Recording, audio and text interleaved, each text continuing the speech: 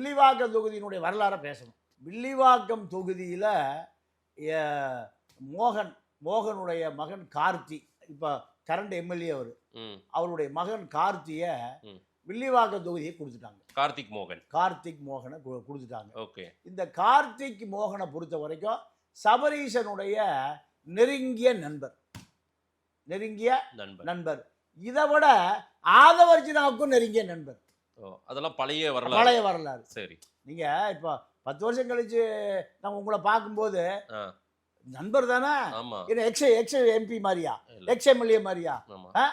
மாதேசி பாண்டிய 10 வருஷம் இல்ல 20 வருஷம் கழிச்சு பார்த்தாலும் அதே நண்பர் தானே. அப்போ ஆதவர்ஜுனாவும் சபரீசனும் அங்க இருக்கக்கூடிய கார்த்திக் மோகனும் நெருங்கிய நண்பர். சரி. ஒரே விமானத்துல ஒரே டூர்ல ஒரே குடும்பத்தோட போற ஆட்கள் தான். இப்போ கார்த்திக் மோகன் அந்த தொகுதியில் சீட்டு கொடுத்த பிறகு இந்த தொகுதியை தாவேக்காவும் அறிவிக்கிறாங்க. அறிவித்த பிறகு சரி, இப்போ விஜயை பொறுத்த வரைக்கும் என்ன பாலிசின்னா, ஓட்டுக்கு பணம் கொடுக்கக்கூடாது. யாரும் ஓட்டுக்கு பணம் கொடுத்து ஜெயிக்க கூடாது. ஏன்னா திமுக படம் பிடிச்சு விஜய் ஓட்டுக்கு பணம் கொடுக்கறாரு. பணம் இல்ல, அது வேற விஷயம். வந்து 500 கோடி அவர் லவ்டிட்டு போயிட்டாரு. விஜய் 500 கோடி ரூபாய் வசூலாயிருக்கு.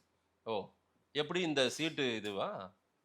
நீங்க திருநெல்வேலியில ஒரு பெரிய படித்துறை முருகன் 50 கோடி ரூபாய் டொனேஷன் கொடுத்துருக்காரு எலெக்ஷனுக்கு. அதனாலதான் அவருக்கு திருநெல்வேலி சீட்டு ஒதுக்கப்பட்டது. நேற்று வர எடப்பாடிகிட்ட நேருகிட்ட இருந்ததான் குமார். அப்போ இதே போன்று மணிகவுண்டர் காங்கேயத்தில் தாவேக்கல் நிற்கிற 80 வயசு பெரிய எல்லாம் யாரு உபயம்? செங்ஸ் உபயம், செங்கோட்டையன் எல்லா தொழில்துறையும் ஆட்சிக்கு வந்துருவோம் ஐயா, ஆட்சிக்கு வந்துடும். அரசாங்கம் எங்களுதாயா, பிடபிள்யூ உனக்கு, ஹைவேஸ் உனக்கு, நீயே எடுத்துக்கியா.